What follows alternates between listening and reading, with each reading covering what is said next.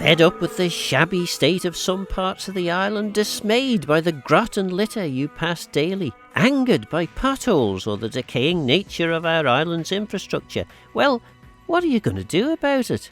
That's the challenge set by the Destination First Board, whose remit is to significantly improve the look of our island and to motivate us all to get involved in making the island a better place. In the interests of transparency, I should make clear that I am a member of the Destination First Board and was somewhat sceptical about its chances of success when I joined. The board's achievements are proving my scepticism to be unfounded. I caught up with some of the board members outside the new tram sheds at Derby Castle. To begin, board chair Ranald Caldwell explains why the board is needed. I think it's bringing people to work collaboratively for the good of the island and putting the destination first in all that we do. And I think feedback and insights that we've captured not only in the local communities but within government suggests that we're not working as well as we could together to deliver economic efficiencies, increase higher service standards and indeed expectations. I think we just accept second best as being the norm, and the norm is no longer good enough. So we formed a board made up of politicians, local authorities, central government of the departments, champions from the local community to work together to see how we can actually change not only the service culture on the island but with the way we think of it socially in our day-to-day lives. And the important thing for me is that Tynwald are unanimously supportive of what we're doing.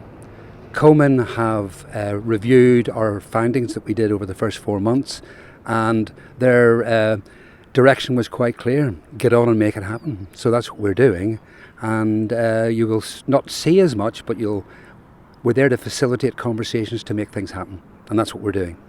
And Sarah, we mentioned, or you mentioned there, that Tynwald is on board with this.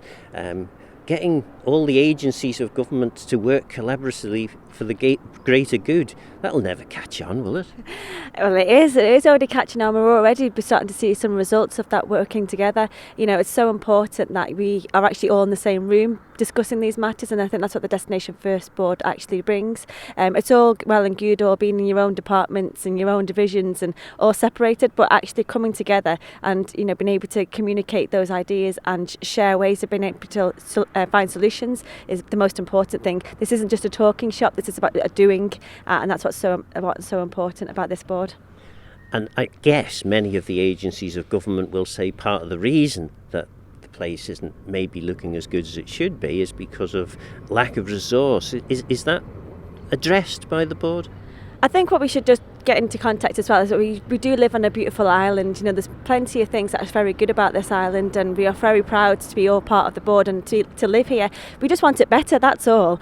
So the resource and the people who are already out there doing this job are doing a cracking job. All we're saying as a board is, have you thought about maybe tackling this issue that's been long standing? You know, just because it's been on the log for 10 years doesn't mean it's gone away. You know, in fact, we need to get on with bringing that to the top of the list to get it sorted, because it's these little things, these niggles that really annoy people, and just think, why is that not being fixed yet, you know? And I think that's what's important about this board, is it's about saying, you know, we know you're doing a great job, we know you're pulled from pillar to post, dealing with all sorts of priorities, but actually this is what matters to the people of the Isle of Man. This is what would make them happier. This is what makes them feel like they belong and makes them feel like they should be proud of their island, and I think it's just bringing those issues to the forefront, and that's what we hope to achieve. And Ranald, you have had some assurances that if lack of resources identified as the core problem, that more resource will be placed in the direction of the problem, provided Destination First Board can put forward a reasonable case. Yes, as with all things, it's actually capturing an understanding of what needs to be fixed, and for me it's actually what synergies can we deliver by working a lot smarter together, getting it right first time, because I think those savings can go towards some of the funding. So for example, we have reached an agreement with the prison, so they're providing 2 or 3 gangs of prisoners to work with us on various community-based projects. We're using, hopefully, their workshops. Max National Heritage will be using those, so there'll be no time costs involved with that. And it's working to free up those funds. So We estimate that beach bodies is worth about £500,000 by way of volunteer value in the local economy. The new destination or community first volunteers will be worth about 1.1 million in terms of resource. So it's actually using those resources to actually make the case for investment. And I think in many cases, a lot of the stuff that we've been alluding to and Sarah has mentioned can be done just with a different change of mind, having a service culture. We've talked about in the board the signage on the front of the main government building on Prospect Hill. When you actually go and look at it, it's quite disgraceful and it needs to be addressed. So the people that go in and out of that building shouldn't walk past it anymore. They should be doing something to address it. Charles and I were down here last week at the Douglas Horse Tram at Derby Castle, and there was bins littered all the way down Strathallan. We phoned up, Cathy Rice, who's the Chief Executive of Douglas City Council. We made aware of it, had a chat. 3 days later, notices were served, and all bins are now off the pavement. A very simple fix. And we've got about 20 examples of where we've been able to do something at no cost at all. So there'll be a need in certain cases to ask for more money. But I think this is all about attitude of mind and instilling a service culture within the island population. And Deborah Heather, you're what I would describe as the head of the tourist board. What's your actual title? CEO of Visit Isle of Man. There we go. Well, I was pretty close. So I guess most people would understand why it's important then to have Destination First Board going round looking at how the Isle of Man looks, particularly in the eyes of someone who's relatively new to the island and doesn't quite understand where everything is. And at times you look around it and find that the place is quite confusing. I'd absolutely agree with that. I think it's quite difficult. This initiative came from one in Visit, actually, in the first place. And we called it Visitor First, but actually it's not about visitors. It is much more about the residents. Anything that benefits a resident benefits a visitor. But yes, we want to make it clearer for anybody that's on the island. We want to we want to help them with their journey. We want them to experience it the best they possibly can. There's so much to enjoy here, and really that's the motivation of the whole board. I think it's one of those boards where we've seen a really cohesive way of working straight off. I think there's some real momentum, and it's just really exciting. And obviously, from my perspective, from my day job, it will all be beneficial to visitors. And one of the community champions, and indeed name dropped by the chair, was Charles Gard. Charles, you wrote a fairly pointed paper relating to where we're standing. So where are we at the moment? We are at Derby Castle, and I was fairly appalled by the state of it. Can I just say, we've only been doing tourism for about 180 years. So it really is time that we got this right. I've been following this, as probably you have, since the late 1970s. The discussions we're having here today are discussions we've heard again and again and again and again. How difficult is it to just tidy the place up? That's really what my message has been, and I made a couple of videos pointing that out, and I think it's because of that I was punished by being put on this committee as a people's champion. And what I've discovered is that we talk a lot, and gradually things are getting done, but as you said to me when you were a minister years ago, there's no point in dumping piles more work on the civil servants. They're only ordinary people, and they'll get crushed under it. So you can only do so much at a time. But with Ranald and the team here, I mean, Ranald is an absolute live wire. He's not going to be put down by anything. We're going to get these things done.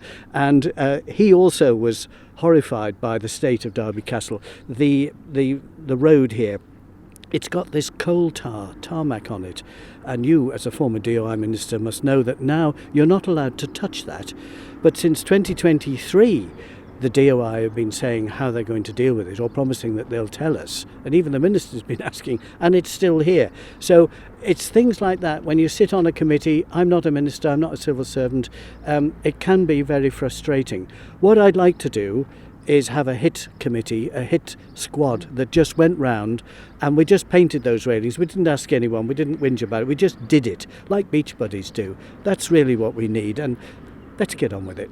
And the coal tar you refer to wouldn't be a problem if it was complete, but it's gradually disintegrating. It's gradually disintegrating, and it does need to be hacked up and disposed of, but because it's toxic, it can't be disposed of on the Isle of Man. But as I understand it, all the stuff from the incinerator chimney gets shipped off the island to licensed disposal sites in the UK. Why can't this? I mean, it's easy for me to say it. I don't know what the answer is, but just look at this. As I say, here at Derby Castle, we have two of the most important heritage railways in the world.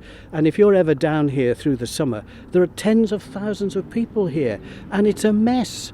And why would the Isle of Man be like that? I'm fed up with saying it. People are fed up with hearing me say it, but I just have to keep on. And one of the ironies, I guess, for you is that the two most talked about videos you've ever produced are about how bad the state of the island is, and yet you've made these wonderful films about how good various aspects of the island are. Does it grig a little bit that the only ones that people seem to really want to talk about are the what's wrong with the island? Well, yes. Well, what does that say? I don't know. Actually, not wanting to go on about this, but the one I did on Castle Russians had 1.2 million views, and the one on the bank bolt in Castletown 1.4 million. But you're right, in recent years the negative ones, and I don't want them to be negative, I'm trying to point out, saying this doesn't have to be like this, can we just get this right? They do seem to get passed around much more than the rather pretty ones that I do. And Sarah, we are standing opposite the Douglas Bay Horse Tramway. That's a bit of a mouthful. The old tram sheds, which has been refurbished and looks really, really well. So government can invest in these things if it wants to.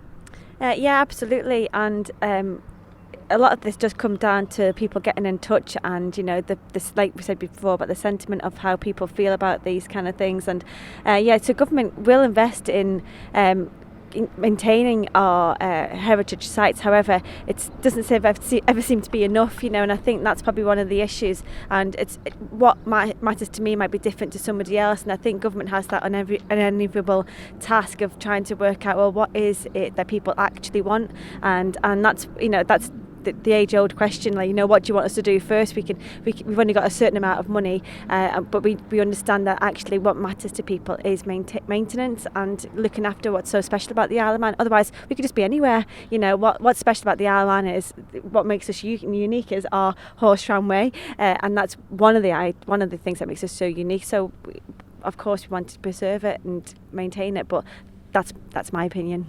And I guess the problem that government has is the things that people want are by far outweigh the resource that's available to provide them.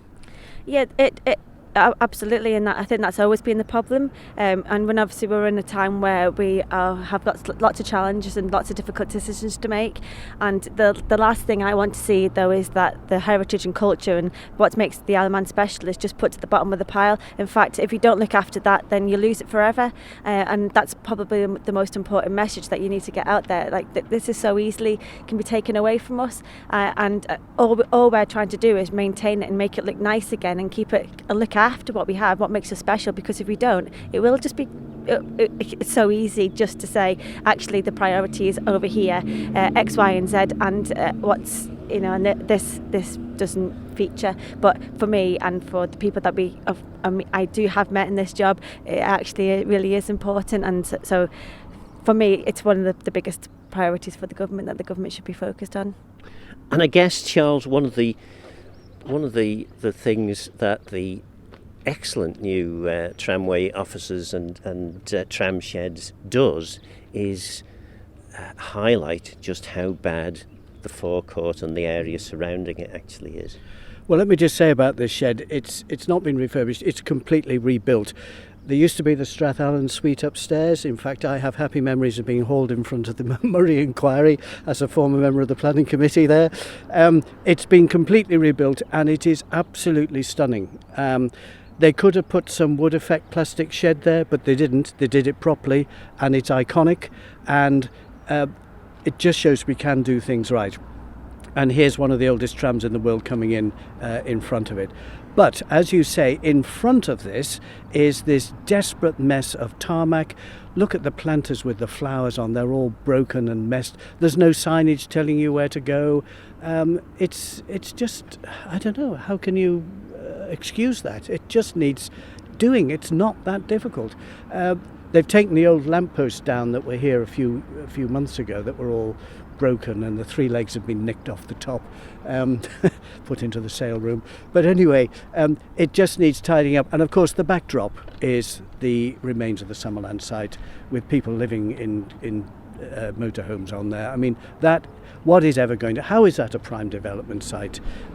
Is anyone ever going to do anything about this? And Ranald, I suppose the answer is some things already have been done, because one of the things that you highlighted in the report to the Destination First Board was the redundant lighting poles, and they've been removed. And Charles referenced Summerland. We do have interested parties coming together, and we're facilitating a meeting with DOI, Douglas City Council, or the Business Agency and Destination First. We have been in dialogue with the Manx Development Corporation, and we'll be looking to see what's possible on the site. It's lain barren for too long. It's in a terrible mess. All types of vehicles are parked there during the year, and it's basically an open air shed where redundant tools and barriers are left. So we will be coming back with a recommendation as to what the options are for the site, whether it's a full build and stabilisation of the wall, or just turning it into a grassed area for use by residents and visitors. Why is it taking government so long? And I kind of know part of the answer to this, but I'm putting you on the spot. Why does it take government so long to sort what is still referred to as a prime development site like this out? I think government is very busy. The departments have their own priorities, so it's maybe not the top priority.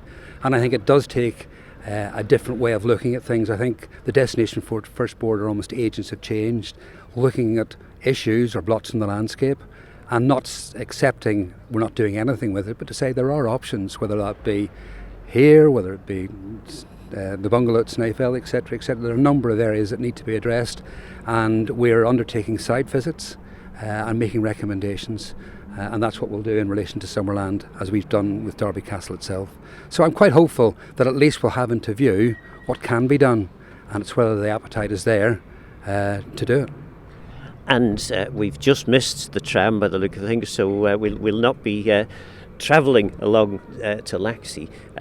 How confident are you, though, that Destination First Board isn't going to be just another talking shop? I mean, yes, there's been some small victories so far, but the reality will be the Isle of Man looking substantially better in a year or so's time. I think for me, the Destination First Board is a bit like the tide. It's going to keep on coming in until we get some progress. We're giving Charles and others the opportunity to be our conscious, to highlight what's right and what's wrong. If we look at how we live as an island, we've got no social codes by way of countryside code, litter codes, etc., to live by those standards. And I think if we can, and we're working with government OHR and local authorities to say, how can we change the attitude and mindset of people, politicians, and indeed senior executives and staff about the way they look and appear. And I'd say that doesn't cost a lot. It's just it's a mindset change. Ideally, should Destination First, how long should it last? It'll be there as long as it takes till that is embedded in, and then we can withdraw. But when we do that, there's going to be service KPIs in place for not only local authorities and local government departments to say, look, are we improving? We've just recently carried out a resident sentiment survey to get the views of residents, as we did with local authorities and central government, and some of those findings have been quite telling, and we'll be using those as a benchmark to show that improvement is being made. But we're here to stay. It's not an agency that's here, has to write a report. It's more of a movement. It's a state of mind. So Is effectively you're talking about a kind of a cultural change, a shift in mindset across all public agencies, and indeed across I guess, the Manx public, rather than pointing out that there's a bit of litter lying on the street outside the house, pick the piece of litter up and the job's a good one. It's as simple as that, and as Mrs. Maltby's already alluded to, this island is a special place. One of the questions that was asked in the resident sentiment survey was to ask residents to actually tell us what their special place was. We had 110 special places mentioned on the island. 35 of those were the whole island. So there is a love. It's just how we appear and look after this wonderful place that we live to make it even more special. So I don't think it's that difficult. It's a mindset change. And you're clutching in your hand a piece of paper, I guess, that has results of some of the survey. So it would be wrong of me not to give you the opportunity to mention it. Very kind of you, Phil. But for the listeners, I'd just like to think of the one vote that really did please me most, and that was yourself, when we did put out sort of expressions of interest to local authorities to join the board. And I think it's fair to say that you thought that you'd probably pass on the opportunity, as Arbury and Russian Arbury was probably viewed as the best on the island. I think your words. But I think when Charles and I had a chat with you, I think there was a belief from you that change can happen, and it doesn't have to be, a magic wand. It's just slow and steady pace, and demonstrate by our actions and not our words. We're not a talking shop, and you'll see it, but you won't hear from us. It'll be the departments and the local authorities that we've helped. So in terms of the results, they are in draft format. You're opening the brown envelope now, and in and reverse the order. Is, this is one that, as you can tell by my accent, that I'm not from the Isle of Man, but I consider myself Manx, being here 31 years. But how proud are you of the island? I would say I'm 100% proud of this island. It really is. My nationality is almost Manx, that's why I feel. But when we asked the question, and the 1,609 respondents, 50% agreed with that view, that they loved the Isle of Man a lot or a great deal. But 49% said there was a little, and 15% said not at all. So those will be the sort of KPIs that we're putting into view to say, how can we influence that feeling? Are we not listening? When it comes to communication, 70% of people knew where a problem might be solved. Over half the population didn't know where to report an issue or a problem. So if we can open up those channels of communication so we capture the feedback, we respond to it, the good and the bad, then I think there'll be a higher level of trust in us as a government. Some of the key issues seem to be, the number one by far was highways and footpaths, followed by parking, parks and recreation, and public rights of way. So not what we were expecting at all. Accessibility was considered to be good at 73%, but that meant 27% believed we should do more, and maybe that's reflective of the profile of the Isle of Man. And then special places I've mentioned. So the report will be finalised by the end of this month. It will be published, so it will be going out by way of communication via Deborah's team, and with some observations and recommendations as to how we're going to use this information to demonstrate that we understand what's right and wrong from a resident's perspective and going about addressing them. And Deborah, I mean, you, I guess, will have on the tip of your tongue all the stats relating to why people come to the Isle of Man. I mean, what are the reasons that people visit the island? 60% of the people come for doing things outdoors, walking, going to the glens, looking at the views in the sea, that sort of stuff. Roughly about 25% for Manx National Heritage, again about the same sort of amount for the railways, and then the same sort of for motorsport. But actually, in conjunction with what Ranald was saying, what I think is the important score is the 98.7% of visitors are satisfied or very satisfied. So from the outside in, people think we're amazing. It's just how do we get that pride back in the people that are here? Because the more we do, the more visitors we'll get, the happier everybody will be. They'll contribute to the local economy, and I you can't help but think that this is a movement to make things better. So we've got a great product, full stop. We can just improve things for everybody. And I guess if we look back at when the tourist industry was at its height, everyone felt as though they were a part of it and had a part to play in making it as good as possible. If there was a bewildered looking visitor walking along a road somewhere, offers of lifts would be given, directions would be given, suggestions on where to eat, all of that sort of thing. Do you think as a population we've kind of lost that involvement?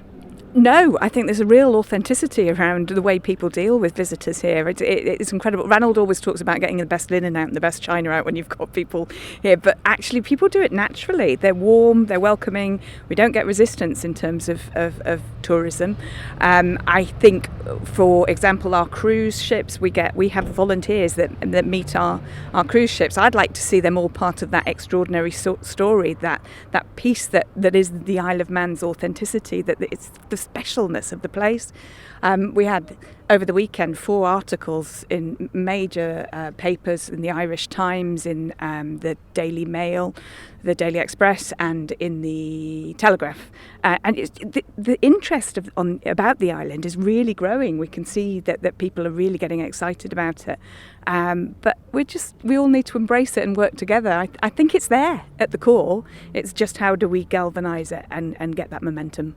We've got lots of examples where the community does pull together and make things happen. I mean, we're standing obviously next to the junction between the horse trams and the electric trams. There's an awful lot of volunteers get involved with this. There certainly are, and many of our heritage attractions wouldn't work without them. You were mentioning a moment ago the Ramsey Pier before we started talking, and that's a typical example of someone saying this just cannot be allowed to rot away, and the government hasn't got the money. It could be millions of pounds, I don't know. Probably you were involved as a minister at some point, and so they're doing a stunningly professional job. It's just fantastic, and everyone's really behind them.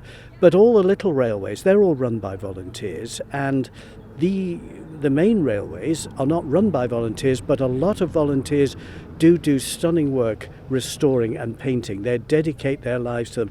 And if you go into this shed here and look at the horse trams, it is the best collection anywhere in the world of horse-drawn vehicles of this type. They are in exquisite condition, and we do owe the volunteers an enormous amount for that. Well, you mentioned Queen's Pier, Ramsey. Yes, indeed, I was the minister, and when Tom Durrant, the founder, or one of the founders anyway, of the current movement that's involved in the restoration of the pier, he came in and spoke to us in the department. And the officer said, yes, but this fella, I mean, he's an old man. There's no way he can sort this out. To which I said, but we're not doing anything, and he's offering, so let's make it happen. And from then, the Queen's Pier Restoration Trust have done a tremendous job. And one mustn't forget the Camera Obscura, for example. Now, that was restored, thank goodness, but it was at huge expense, and I just don't think anyone wanted to operate it a civil servant at the weekend. So in came the Victorian Society, and they do a brilliant job keeping it going, because that is unique in the world. And then you've got all the small museums like the Aviation and the Peel Museum and Nokelo and so on. These are all run by volunteers, and they're done to an extraordinarily high standard, because a lot of these volunteers are actually experts. They really are. They've had careers in the military or in aircraft and whatever. They really do know what they're talking about, and the quality of their displays is absolutely stunning. So we really need to be very grateful to them all. And of course that was the Camera Obscura was one of Pam Crow's interventions. Pam gave us the energy from waste plant and the Camera Obscura. Well, we've got a lot to thank her for, really, haven't we? Sarah, I mean, you've got an involvement in the heritage and culture parts of government. What exactly are your roles now? Oh goodness, have you got time? So I'm a trustee in the Manx National Heritage. I'm a trustee in the Manx Lottery Trust. I'm a departmental member for the Department for Enterprise and Department of Education, Sport and Culture. Chair of the Arts Council. It goes on, Phil, to be honest. Yeah, I've got quite a lot of jobs, but then I'm a a can-do kind of person. So if I'm offered something and I feel like I add value to it, I'll obviously always say yes and just try my best to try and help. And of course this demonstrates how that kind of public-private partnership thing works in the island. The Lottery Trust in particular is fundamental in ensuring that charities can continue to do the great works that they do to support the Isle of Man, to make the Isle of Man more interesting, to promote all the various aspects of the island. Yeah, absolutely. The Manx Lottery Trust has been a real jewel in the crown, really. I have really enjoyed being a trustee for the Manx Lottery Trust, and we've had the opportunity to meet so many different groups across the island. Like we said, we are here trying to organise government and local authorities and try and get people working together, but actually there's so many community groups, as I already alluded to, with the volunteer groups across the island doing a fantastic work. They just need that little bit of support, and that's what the Manx Lottery Trust steps in to help. And we've helped with playground equipment, we've helped with the Ground of Glen Railway, we've helped with the Mariah Memorial for Fields, we've had lots of different projects across the island. And in fact, people are often too they're a bit shy about coming forward. They feel like they can't ask, and that Manx Lottery Trust is definitely saying, please ask. If you've got a community project, come and ask us and we can see what we can do to try and support it, because that is a great way to be able to support quickly. Like we've mentioned lots of times, government wants to help, but actually the priorities and the workload is a far different beast, really, whereas the Manx Lottery Trust can get that funding out, and the Isle of Man Arts can get the funding out a little bit quicker, and to be able to support community projects around the island. And I guess part of the problem that we'll have as a Destination First board is a level of professional jealousy. There will be various officers working in departments around government, many of whom, if they had the budget, would be delighted to be able to do a lot of the things that we're talking about. But effectively, as we know, across government, budgets have been really stretched and pulled back over many years. How do we make sure that the work of the Destination First board doesn't come over as being threatening to the existing workforce? Oh, I can't see how people would think that. I mean, I think, like Ranald has already said, people already do think the Isle of Man is a really lovely place. It's just that we want to make it a little bit better. And I think civil servants actually feel the same. I've not met one yet who I felt it shouldn't be in the job. I feel like people are trying to do the best for the island. They might have a funny way of doing it sometimes and a funny way of approaching it, but as long as we get to the end goal, I think that's what we need to work to. That's what we need to remember, that people are generally working towards the same means. It's just getting there sometimes can seem a little bit confusing, and I think that's what's good about the Destination First board. It's trying to give some clarity to that and just say, that's great, but while you've got that job ongoing, why don't you do X, Y and Z at the same time, rather than scheduling them in for further down the year? Maybe we can get those jobs done at the same time, and I think that's trying to be a bit more efficient and, like I said, a bit working a bit more smarter. But I don't think there's anybody who wouldn't want to see the Isle of Man do better, because if it works for us all, then that's only going to be a good thing. And Ranald, I felt you were itching to come in on that point. Or was I wrong? I was just itching, I think, Phil. No, all the departments that have been involved have been open. Some more enthusiastic than others, but I think it's like everything else. We're a noise until we can actually demonstrate that we're adding value, that we aren't a threat, and we're here to support in every way, shape, form, even if it's writing business cases. But at least we're bringing people together to have the conversation of what could, or what the art of the possible could be, rather than accepting it as the norm and we can't do anything. So it's been very encouraging. The one thing I've been super uplifted by has been the welcome we've got from local authorities, not only in terms of the insight, but in their desire to make change, to work together.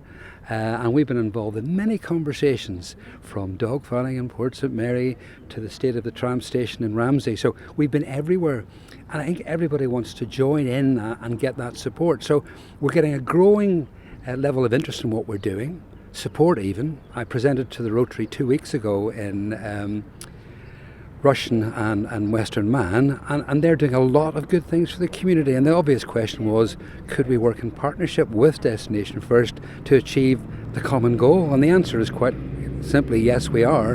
And we'll grow wider associations. So we will demonstrate, but through demonstration, people will be more trusting in actually, getting involved and knowing that we can deliver value to them on the ground rather than being a threat. Why are we involving ourselves with local authorities? I mean, you can kind of understand the central government side, but what role does a local authority play in all of this? I think for me, we start with residents. We've captured the initial residents' insights. It's very much about community, and I think local authorities are very close to their community, how it works, and we've captured your insights. I think that you are very much the agent on the ground to report to us what needs to change. And the 5 representative local authorities on the board are beginning to demonstrate that, whether it's looking at efficiencies, identifying and sharing best practice across the island. I know that you're going to be working on behalf of the board to go out and interface with each local authority and say, look, how can we work better together? So have a sort of sense of input into what the future might look for you. And I think the success of this will be at local authority level, because I think that's where your finger's on the pulse, whether it be from gutter cleaning, whether it be hedge trimming, etc., etc. Those are the things that matter.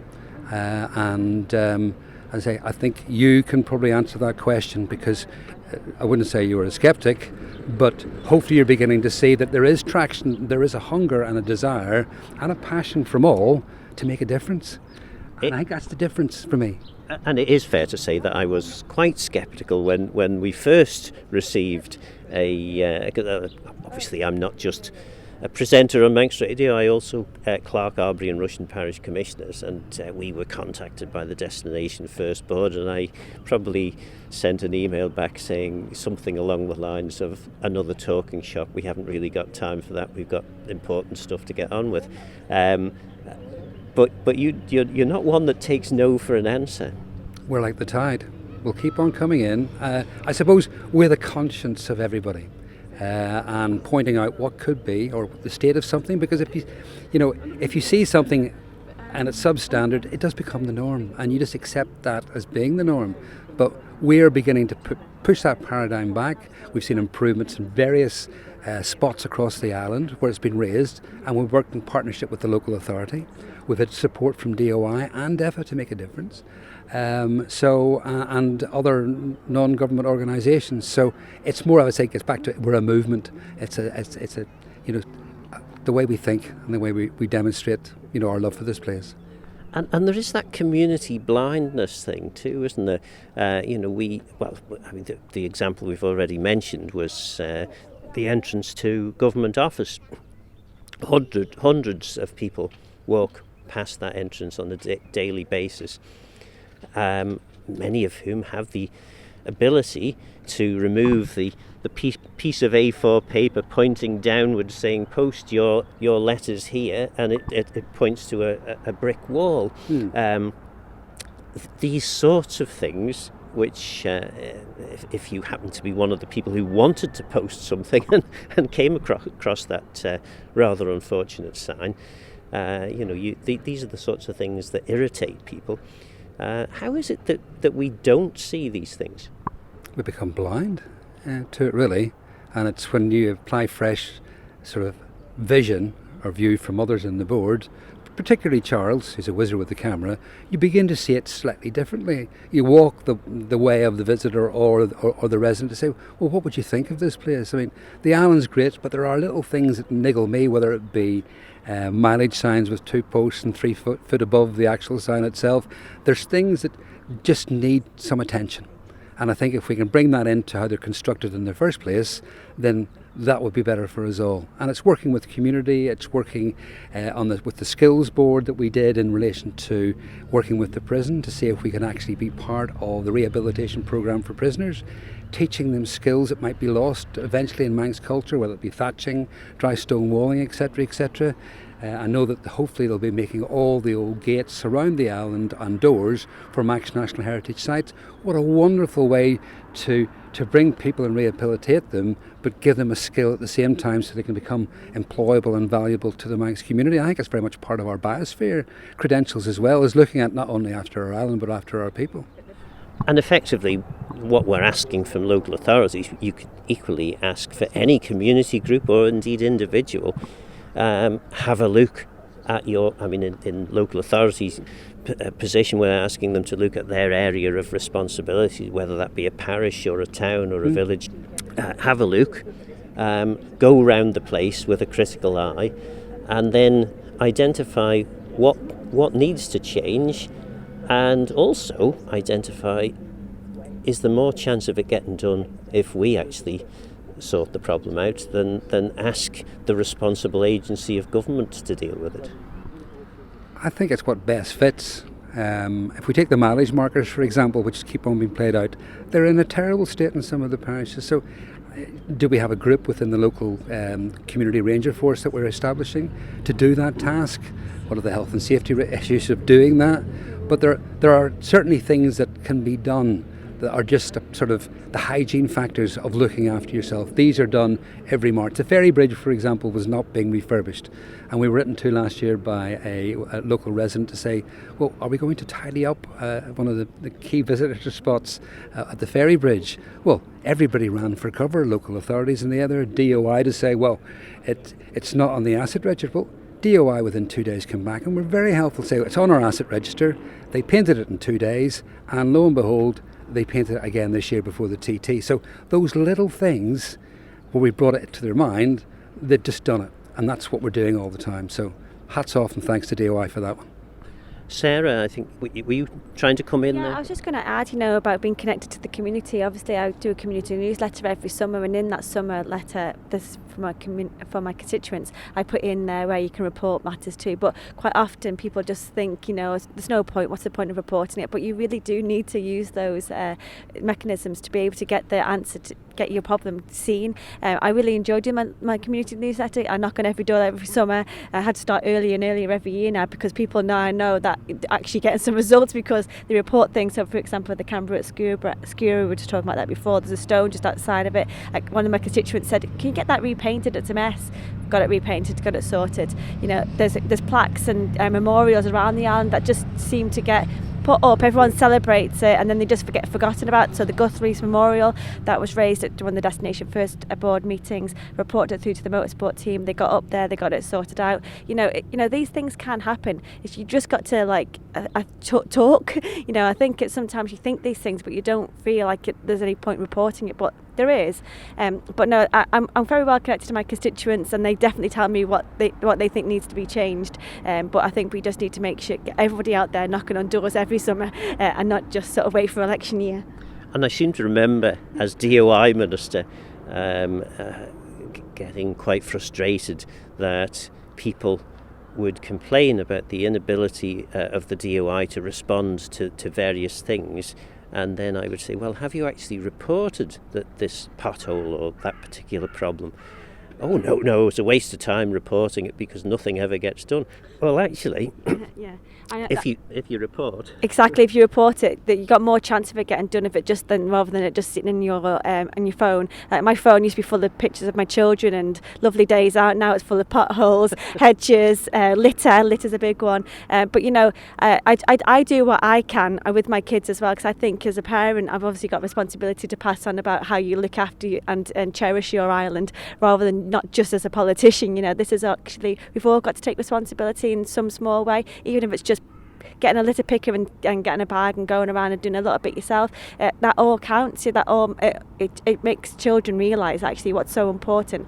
And if we don't look after what we have, then it'd be a very sad day if we didn't continue to have such a beautiful island. And I'm going to ask you all now, because we are coming towards the end of the programme. I mean, I've mentioned that I was a little cynical when the first contact came through. I'm starting to come round. I'm Manx, so cynicism lurks very close to the surface in most of what I do. But yeah, I'm coming round. Deborah, what do you hope that the Destination First Board will achieve? I think it's getting people to work together for me. I think it's that collaboration piece. We're too siloed. We're not, as Sarah's just said, about taking responsibility for where we live and working together and improving things. I feel like it is a movement. Ranald's always called it a movement, and it's just, if we start that momentum, which I feel like, I don't know what you guys thought about the last board meeting, which wasn't very long ago, but I came out of that really uplifted. I actually felt, look, there's a group of like-minded people here really trying to make some stuff happen, and actually, look at that, there's some results. So for me, it is about, it's almost a slight change in culture, but it's only enhancing what's already there in the first place. Charles, you also are Manx and have a hint of cynicism in everything you do. In everything I do, right. Well, I don't know. Maybe not everything. What do you hope? Where were you when you joined the board, and are you in an improved position? Yes, in a very improved position, because, let's face it, who else is doing this? There is no one else doing this. It's Ranald who's pulled this team together with Deborah. They're doing a fantastic job. We're all trying to persuade members of government, the politicians and the civil servants and everybody else to try and get these problems sorted. That's what I've been trying to do for ages, and now we've actually got an official committee, so let's get on with it. Sarah, are you optimistic? Oh, I'm always optimistic, always trying to stay positive. There's too many people saying no, naysayers, and people saying we can't do it. There's no point. Why bother? But you've got to be positive. You've got to be fresh and have fresh ideas and come up with solutions. Just it's too easy to whinge and moan. What's actually more rewarding is actually going out there and actually achieving things and actually stay positive, stay optimistic. I think that's the best way. And finally, the chair, Ranald. What did you say to the Council of Ministers? What were the outcomes that you promised? And are you optimistic that they'll be delivered? I guess I know the answer to the last one will be yes. I think for me, when the board got together, we kept to a timeline of actually capturing all the relevant insights within 4 months. So it wasn't a talking shop. We captured it. We made recommendations of change that were required, not only with what we saw, but in how government was framed, how they were to be supportive of what we're doing, both in terms of delivering the island plan. Our public service was very much central to how government should interface with the general public. And we learned a lot through that insight process. So we then said change will happen. And these are the programmes that we'll be undertaking in the next 12 months, and there was 10 of them, and we're halfway through those. So I think they're beginning to, whilst they said get on and deliver, and I think delivery is a big issue for everybody.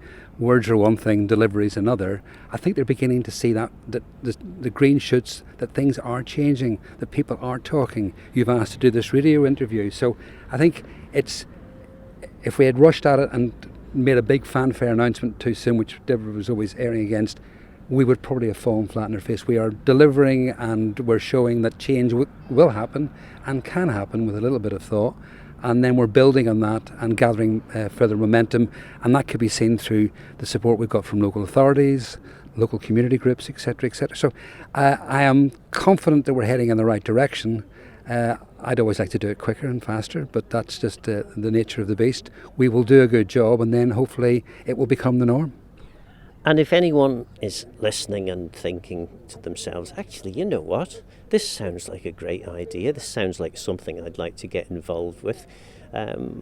What can they do? How can they get in touch, I suppose, in the first place? Well, I'd love to hear from them. We're obviously been gathering together people who are interested in forming up a community ranger group, so we'll be very interested to hear from them. Sarah referenced the report of problem as did you. That's been one of the highlights, that 52% of the public didn't know how to report an issue. And what we've seen from our insight works, whilst DOI have got a report of problem system, there are varying degrees of capturing customer insights which aren't really getting to the nub of things quickly enough. So what we're doing, we're building a new front end which will sit on top of all systems, and that means that the issue will get to the right place. So my call to the general public is, listen to what we've been doing, go online and see the various videos and documentation has been issued. If you're interested, look at the board meeting and the minutes.